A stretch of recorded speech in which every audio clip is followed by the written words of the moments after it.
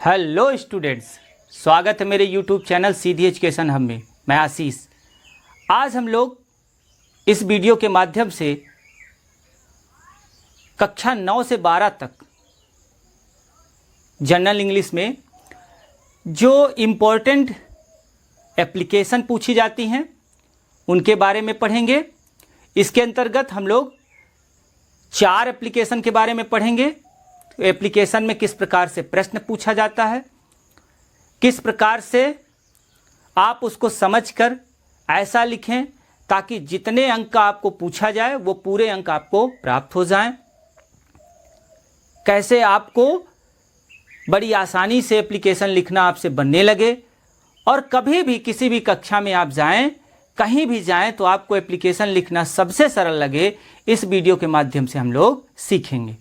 तो आज जो एप्लीकेशन हम लोग सीखेंगे उसमें सबसे पहले हम लोग सीखेंगे फुल फी कंसेशन पर, उसके बाद issue books from the book bank, उसके बाद ट्रांसफर सर्टिफिकेट या स्कूल लिविंग सर्टिफिकेट और अंत में सीखेंगे हम लोग कैरेक्टर सर्टिफिकेट पर।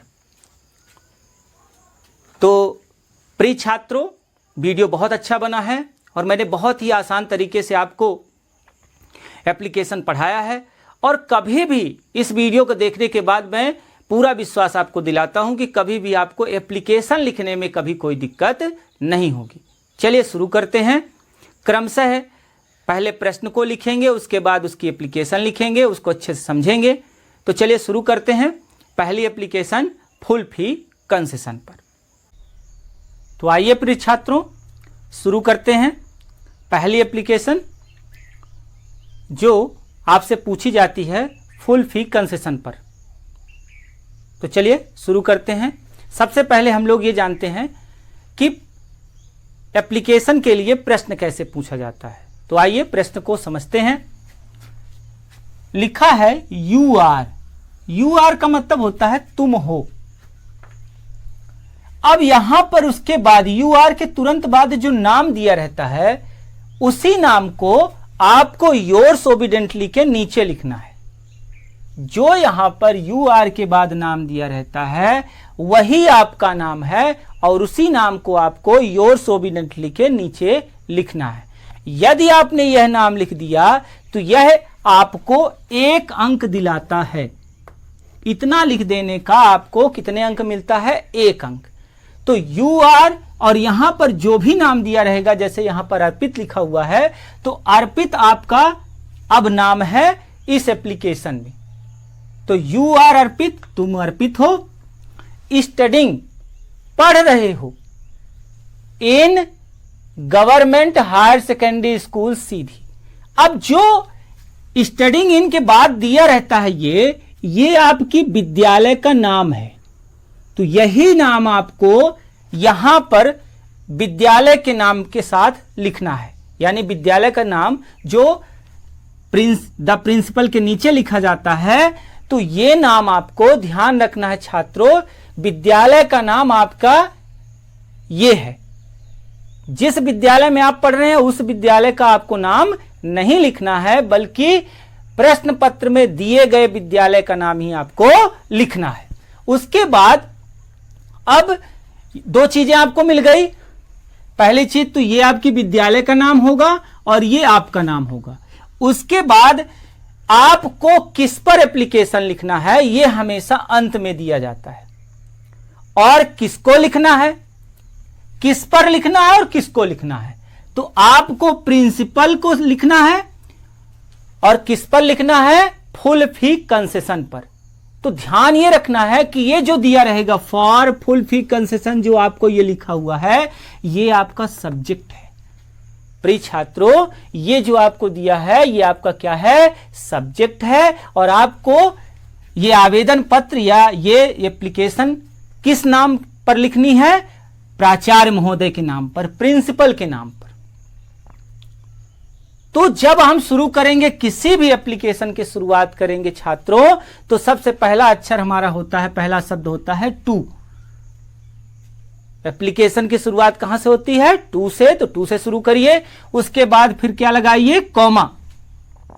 उसके बाद ये लिखा है द प्रिंसिपल। इस प्रिंसिपल की स्पेलिंग आपको अगर याद हो जाए तो ठीक है, बाकी आपके प्रश्न पत्र में भी दी रहती है, बस इसका पहला अक्षर आपको कैपिटल में करना है।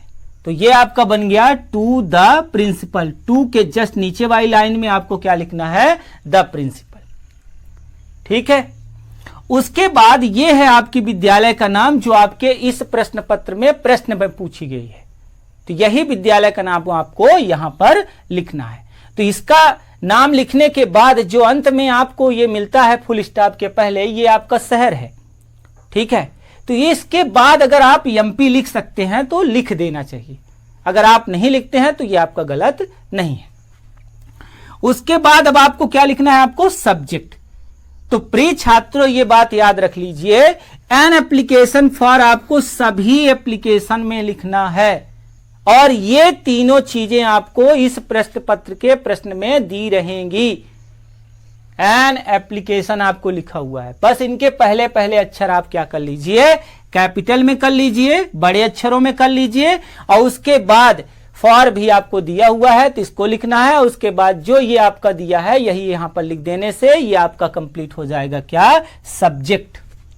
तो आपका सब्जेक्ट बन जाएगा N application for full fee concession. इसकी भी स्पेलिंग आपको याद करने की जरूरत नहीं है, और अगर आप अच्छे छात्र हैं, मेहनती हैं, तो कोशिश करिए कि आपको दिए गए सारी स्पेलिंग अगर याद हो जाए तो जरूर करना चाहिए। तो कंसेशन की स्पेलिंग क्या थी, CONCESSION। टुकड़े में बांट लीजिए और आसानी से आपको याद हो जाएगी, जैसे CON कन से और SSION सन। तो ये आपका बन गया कंसेशन। तो इस तरह भी आप इसको याद कर सकते हैं, बाकी ये आपके प्रश्न पत्र में दिया रहेगा।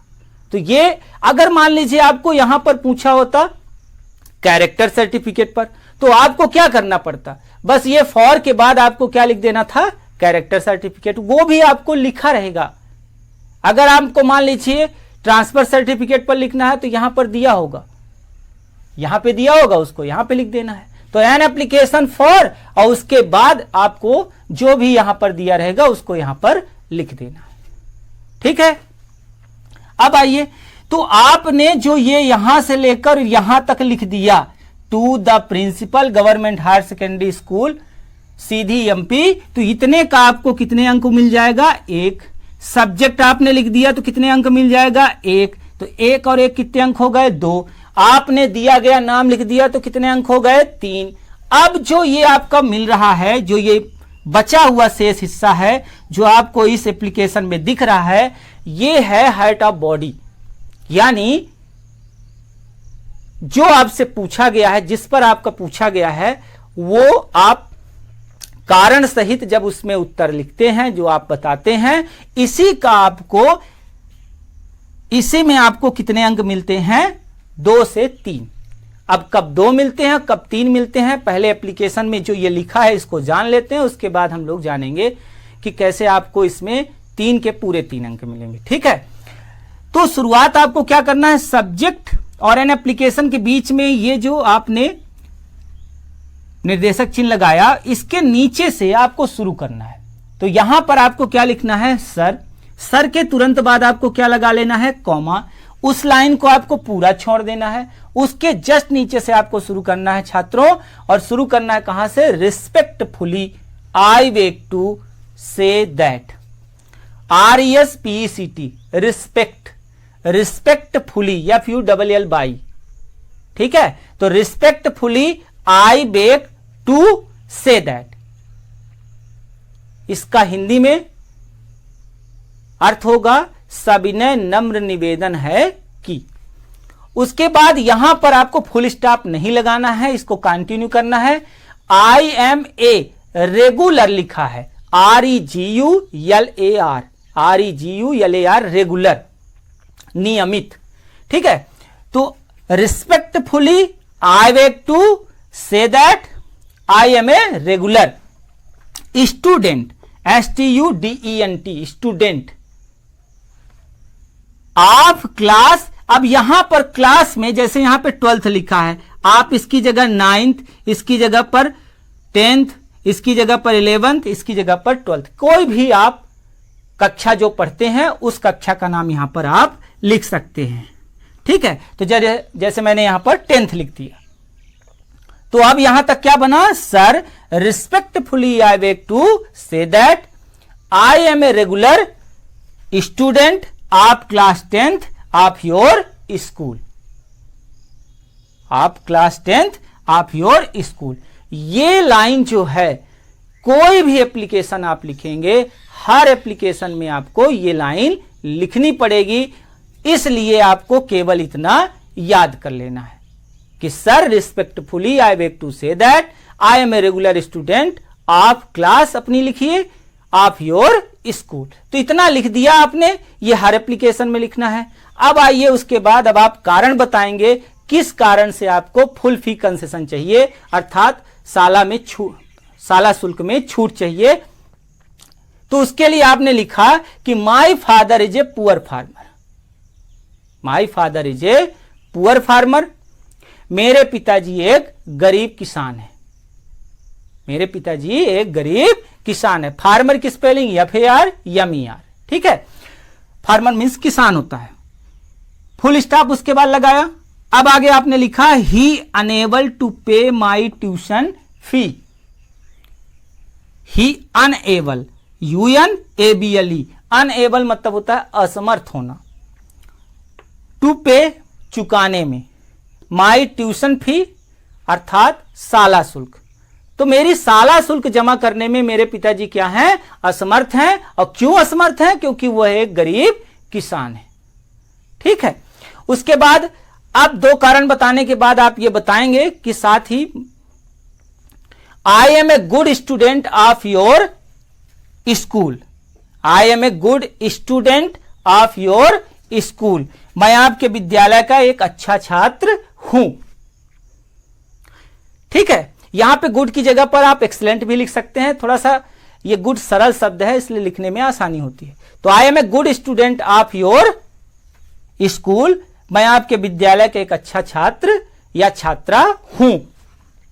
लास्ट ईयर एग्जामिनेशन, इसकी स्पेलिंग बहुत ही सरल है, EXAMI एग्जामी, और NATION का मतलब हो गया nation, examination, EXAMI examinee, NATION nation. तो लास्ट ईयर एग्जामिनेशन, गत वर्ष की परीक्षा में I stood, STOOD stood first in the class, गत वर्ष की परीक्षा में मेरा परीक्षाफल कक्षा में प्रथम रहा। अब उसके बाद आप लिखेंगे, तो यहां तक आपने बता दिया कि सबने नम्र निवेदन है कि मैं आपके विद्यालय का कक्षा 10वीं 11वीं 12वीं जिस भी कक्षा के आप हैं का या की एक नियमित छात्र या छात्रा हूं। मेरे पिताजी एक गरीब किसान हैं जिसके कारण वह मेरी साला शुल्क जमा करने में असमर्थ हैं। मैं आपके विद्यालय का की एक अच्छा या अच्छी छात्र हूं, और गत वर्ष की परीक्षा में मेरा परीक्षाफल कक्षा में प्रथम रहा। सो काइंडली इशू मी, यहां पर आप ग्रांट भी लिख सकते हैं, GRANT, यहां पर आप ग्रांट भी लिख सकते हैं। क्या लिख सकते हैं? Grant, GRANT। तो इशू या ग्रांट मतलब होता है प्रदान करना। सो काइंडली, ये कृपया प्रदान कीजिए, मी मतलब मुझे, फुल फी कंसेशन, साला शुल्क में छूट, या साला शुल्क मेरी माफ कीजिए कृपया। I thankful for this act of kindness, kindness मतलब होता है दयालुता, थैंकफुल मतलब होता है धन्यवाद। तो देखिए, कृतज्ञता जिसको बोलते हैं, ये लाइन आप ना भी लिखेंगे तो आपका एप्लीकेशन पूरा हो चुका है, लेकिन अगर ये लाइन आप लिख देते हैं तो थोड़ा सा देखने में टीचर पर प्रभाव अच्छा बनेगा। तो I thankful for this act of kindness, तो आपकी इस दयालुता या आपके द्वारा किए गए इस कार्य के लिए मैं आभारी रहूंगी या रहूंगा, इसका अर्थ ये होता है। तो इस तरह से जब आपने एप्लीकेशन को एक सही सीक्वेंस में लिखा, एक बढ़िया लाइन से, ठीक है, आपकी स्पेलिंग कोई भी गलत नहीं है, जिन शब्दों का आपने प्रयोग किया है बहुत ही सरल और सटीक हैं, ठीक है, पढ़ते समय शिक्षक को वो आकर्षक लग रहे हैं, वो खींच रहे हैं अपनी ओर, तो शिक्षक आप पर प्रसन्न होगा और वो यहीं पर आपको 2 की जगह पर 3 अंक देता है। तो 3 अंक यहां पर ही आपको कब मिलते हैं? जब आपकी पूरी स्पेलिंग सही रहती है, जो भी शब्दों का आपने प्रयोग किया है वो बिल्कुल सही होता है। तो ऐसी स्थिति में लिखने का तरीका आपका बहुत ही अच्छा है, क्योंकि लिखावट का तो प्रभाव हमेशा बनता है प्रिय छात्रों। तो अगर इस तरह से अच्छा है तो आपको शिक्षक जो है वो पूरे 3 के 3 इतने में आपको अंक वो देता है। तो 1 अंक ये हो गया, दूसरा सब्जेक्ट का हो गया, तीसरा हो गया योर्स ओबीडिएंटली में जो आप दिखते हैं अपना दिया गया नाम, वो 1 अंक, और 3 अंक ये। इस प्रकार से हम किसी भी एप्लीकेशन में 6 नंबर पा सकते हैं। तो आइए प्रिय छात्रों दूसरी एप्लीकेशन को जानते हैं। यह एप्लीकेशन बिल्कुल पिछली एप्लीकेशन की तरह है और बहुत ही सरल है। आप जैसे ही आज के वीडियो में सारी एप्लीकेशन पढ़ लेंगे तो आपका जो डर एप्लीकेशन को लेकर था वो हमेशा के लिए निकल जाएगा। तो आइए दूसरी एप्लीकेशन जो है वो है क्या? Issue books from the book bank. तो चलिए इसको समझते हैं। सबसे पहले यूआर का मतलब क्या होता है? तुम हो। लक्ष्मी पांडे मतलब आपका यही नाम है जो आपको परीक्षा के इस एप्लीकेशन में लिखना है, ठीक है।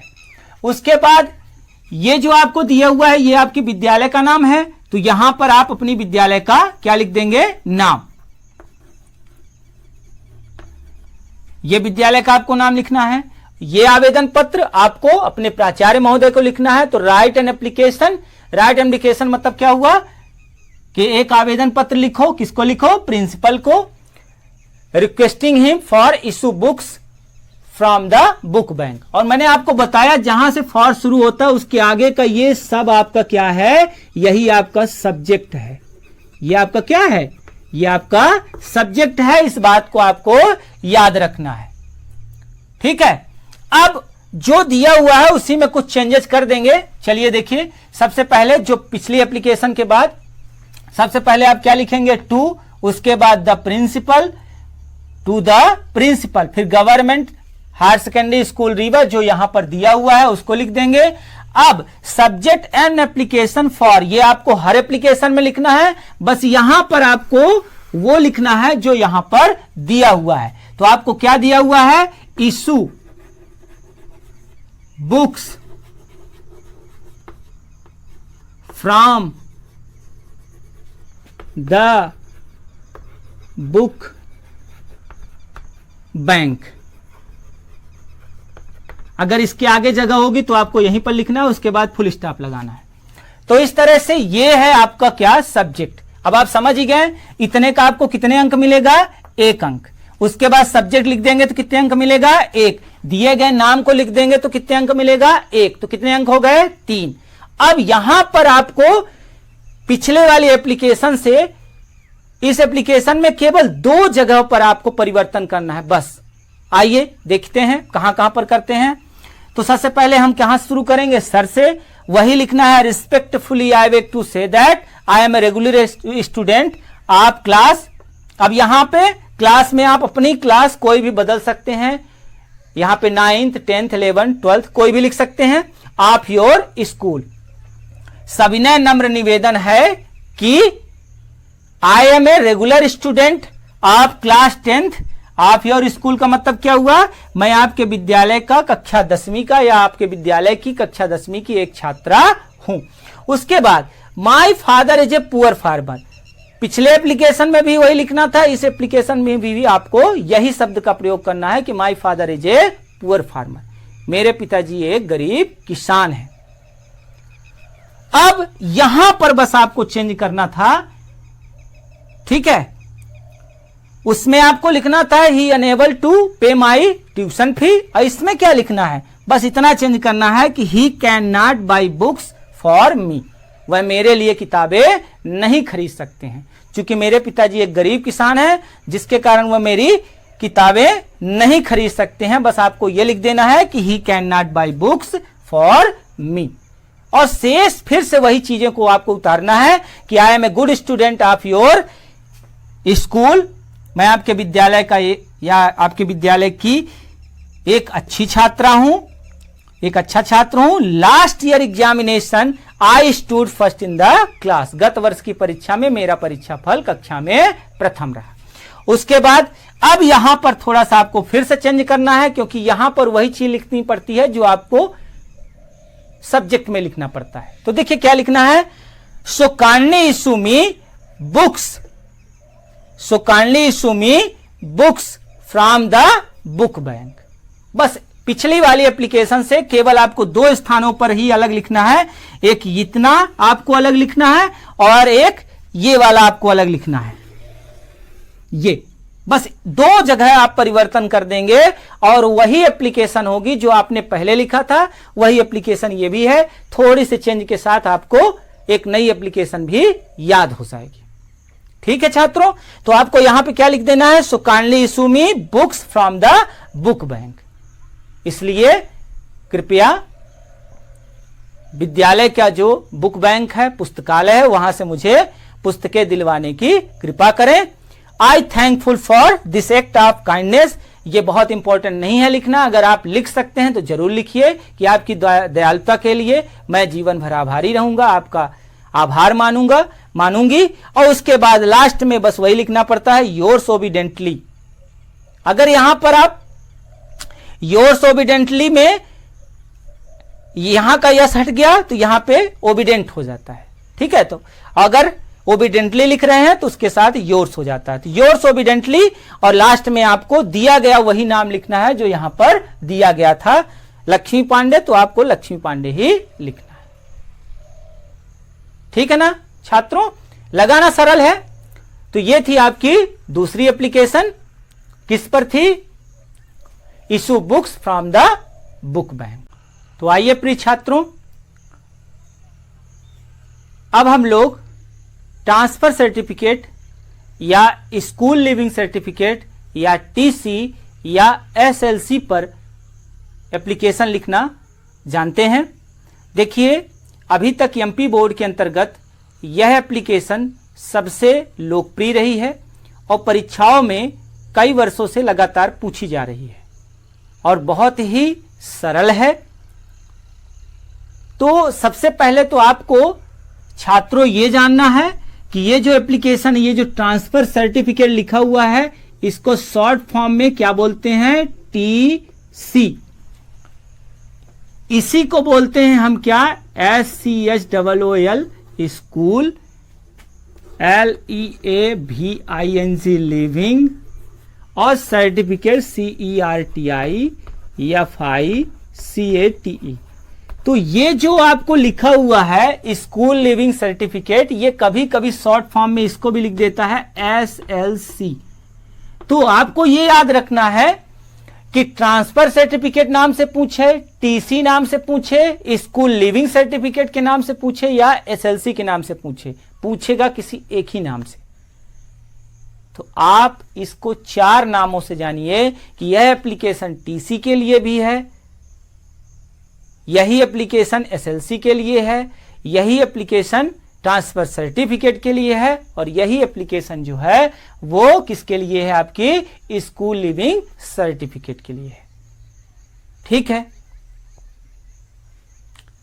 तो अब छात्रों चलिए इसको पहले प्रश्न को समझते हैं और उसके बाद हम लोग जानते हैं कि किस प्रकार से ट्रांसफर सर्टिफिकेट या स्कूल लिविंग सर्टिफिकेट पर एप्लीकेशन लिखा जाता है। तो प्रश्न क्या कहता है, यू आर रोहित यादव, यानी इस प्रश्न में आपका जो नाम है वो क्या है, रोहित यादव। तो ये रोहित यादव आपको कहां पर लिखना है, योर्स ओबीडेंटली के नीचे। तो योर्स ओबिडेंटली के नीचे आप क्या लिखेंगे, रोहित यादव। उसके बाद आइए अब आगे क्या कह रहा है कि आपके स्कूल का नाम क्या है, government higher secondary school Satna, यानी यहां पर आपका स्कूल का नाम क्या हो जाएगा, सतना। तो शेष आपको वही लिखना है कि टू द प्रिंसिपल, जो प्रिंसिपल की स्पेलिंग यहीं पर दी रहेगी, PRINCIPL। उसके बाद government higher secondary school Satna, ये आपको यहां से लिख लेना है जो प्रश्न में दिया रहता है। तो प्रश्न में लिख देंगे तो इतना लिख देने पर आपको कितने अंक मिलेंगे, एक अंक कहां पर मिलेगा, यहां पर जो आप दिया गया नाम लिख देंगे। उसके बाद छात्रों अब आपको क्या करना है कि सब्जेक्ट आपका क्या है, एन एप्लीकेशन फॉर, तो आपको सब में लिखना है, आपको पता ही है एन एप्लीकेशन फॉर। उसके बाद यहां पर आप देखिए ये जो लिखा हुआ यही आपको यहां पर लिख देना है, इशू योर ट्रांसफर सर्टिफिकेट बोला है तो इशू ट्रांसफर सर्टिफिकेट, योर नहीं लिखना है, बस हो गया इशू ट्रांसफर सर्टिफिकेट। आप ट्रांसफर सर्टिफिकेट भी बस लिख देंगे तो भी आपका क्या है, सही है। तो N application for transfer certificate, ठीक है।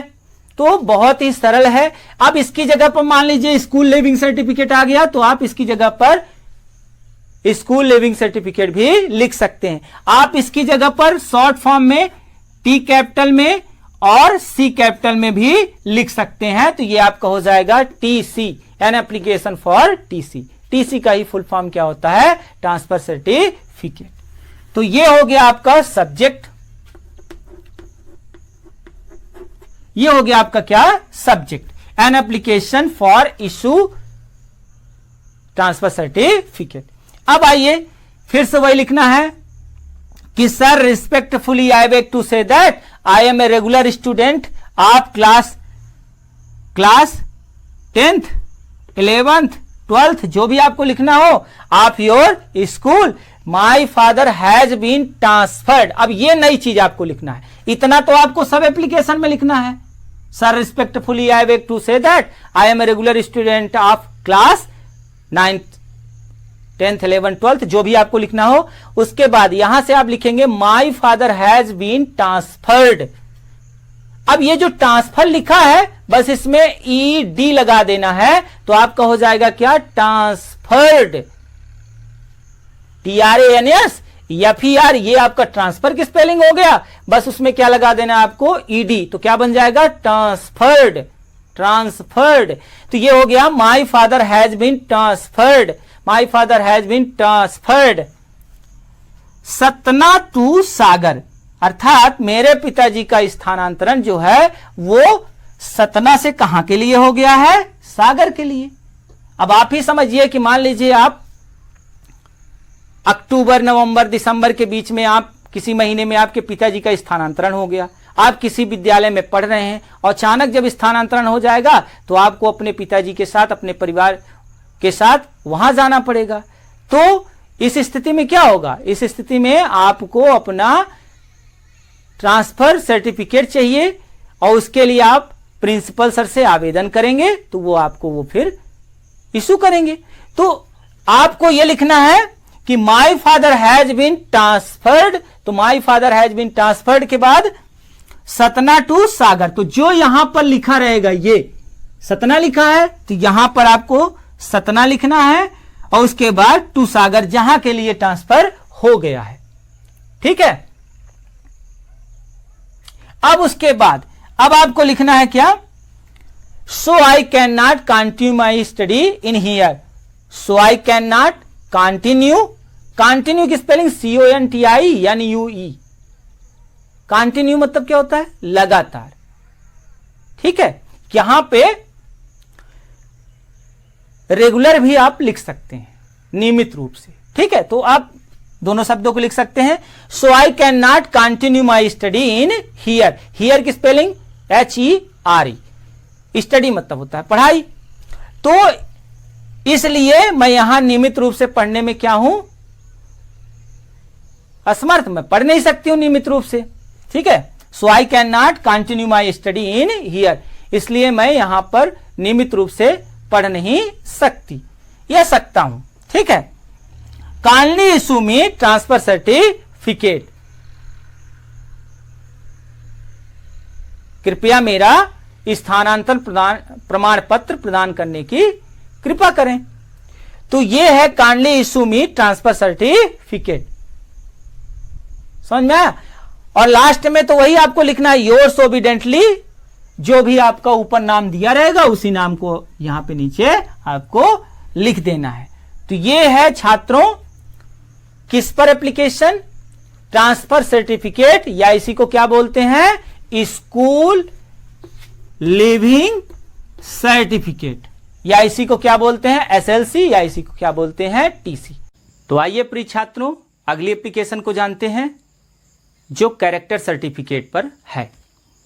तो प्रश्न किस तरह पूछेगा कि you are Manish Gupta studying in government higher secondary school Sagar, write an application to your principal requesting him to your character certificate. तो जब कैरेक्टर सर्टिफिकेट मतलब क्या होता है, चरित्र प्रमाण पत्र। तो उसके लिए आपको क्या करना है, बस फिर से उसी तरह लिखना है। सबसे पहले क्या लिखना है, टू, उसके बाद द प्रिंसिपल, ये सब आपको दिया रहेगा। उसके बाद विद्यालय का नाम जो यहां पर दिया है गवर्नमेंट हायर सेकेंडरी स्कूल सागर, उसी को आपको लिख देना है।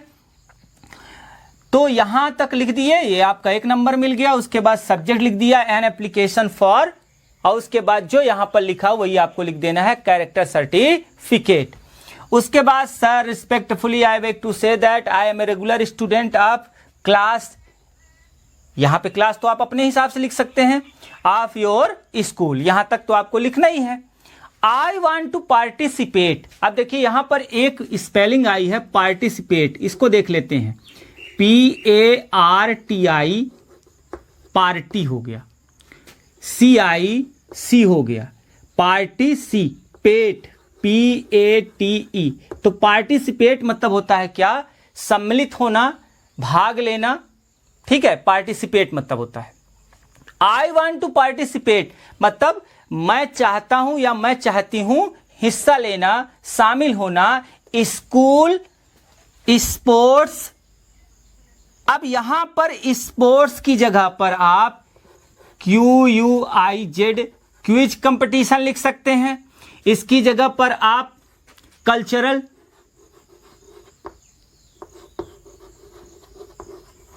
कंपटीशन लिख सकते हैं। तो आप इसमें जैसा वो पूछेगा, कभी वो क्विज कंपटीशन पूछ देता है, कभी वो स्पोर्ट्स कंपटीशन पूछ देता है, और कभी कभी वो क्विज कंपटीशन पूछ देता है। और नहीं पूछेगा तो आप इसी को रहने दीजिएगा। तो I want to participate school sports competition, बहुत ही सरल स्पेलिंग है आपको कंपटीशन की। चलिए इसको भी कर लेते हैं, देख लेते हैं इसको, ठीक है। तो COMPE कंपी, ठीक है, TITION। तो ये हो गई स्पेलिंग आपकी किसकी, कंपटीशन की, COMPTITION, COMPTITION। तो इस तरह से आप याद करेंगे, आपको याद हो जाएगा। तो ये है कि I want to participate school sports competition, अर्थात मैं भाग लेना चाहता हूं या चाहती हूं विद्यालय के खेल प्रतियोगिता में, कंपटीशन यानी प्रतियोगिता। सो आई वांट टू सबमिट, अब इसकी स्पेलिंग बहुत ही सरल है, SUBMIT। देखिए कोई भी खेल प्रतियोगिता होगी, कोई भी सांस्कृतिक कार्यक्रम होगा, ठीक है, कोई भी विद्यालय में गतिविधि होती है, तो उसके लिए आपको, जो आप हिस्सा लेते हैं उसके लिए आपको देना पड़ता है एक चरित्र प्रमाण पत्र, ठीक है। तो सबमिट मतलब होता है क्या, शामिल करना। तो उसके लिए एक फॉर्म भरना पड़ता है आपको कि भाई मेरा ये नाम है, मैं इस कक्षा में पढ़ता हूं और मैं इस खेल में, इस प्रतियोगिता में भाग लेना चाहता हूं। तो उसके लिए आपको एक फॉर्म में भरना पड़ता है, उसके साथ आपको क्या लगाना पड़ता है, कैरेक्टर सर्टिफिकेट। तो देखिए क्या कह रहा है कि I want to participate school sport competition, so I need to submit a character certificate. Character की स्पेलिंग हालांकि आपको दी रहेगी, याद करना बहुत ही सरल है, CHARA और CTER। इस तरह से आप याद करेंगे तो आसानी से आपको याद हो जाएगा, CHARA CTER कैरेक्टर। ठीक है, तो सो आई नीड, इसलिए मुझे जरूरत है submit a character certificate with my form, इसलिए मुझे अपने फॉर्म के साथ एक कैरेक्टर सर्टिफिकेट लगाने की आवश्यकता है, जरूरत है। Kindly issue me a character certificate as early as possible. तो जो आप लिखते हैं अस्तु श्रीमान जी से निवेदन है कि ऐसा लिखते हैं, तो कृपया मेरा कैरेक्टर सर्टिफिकेट जितना जल्दी हो सके, जितना जल्दी संभव हो सके प्रदान करने की कृपा करें। योर्स ओबीडेंटली, जो आपका यहाँ पे नाम दिया रहेगा उसी नाम को आपको लिख देना है। मनीष गुप्ता दिया है तो आपको यहाँ पर क्या लिख देना है, मनीष गुप्ता। तो प्रिय छात्रों, ये था आपका कैरेक्टर सर्टिफिकेट। इसमें 2-3 नए शब्द आए थे कि I want to participate school sports competition, यहाँ पे क्यूज कंपटीशन, यहाँ पर आप कल्चरल कंपटीशन, इस तरह भी आप लिख सकते हैं। So I need to submit a character certificate with my form, इसलिए मुझे जरूरत है एक कैरेक्टर सर्टिफिकेट की जो मैं अपने फॉर्म के साथ लगाऊंगा या लगाऊंगी। ठीक है, उसके बाद kindly issue me a character certificate as early as possible. ठीक है, तो ये था प्रिय छात्रों आपकी चौथी एप्लीकेशन।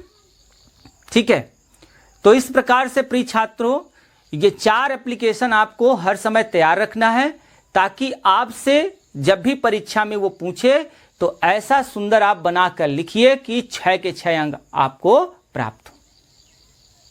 ठीक है, चलिए अगले वीडियो में मिलते हैं, जब मैं आपको उसमें लेटर बताऊंगा कि कौन कौन से वो लेटर हैं जो आपकी परीक्षा के दृष्टिकोण से महत्वपूर्ण हैं।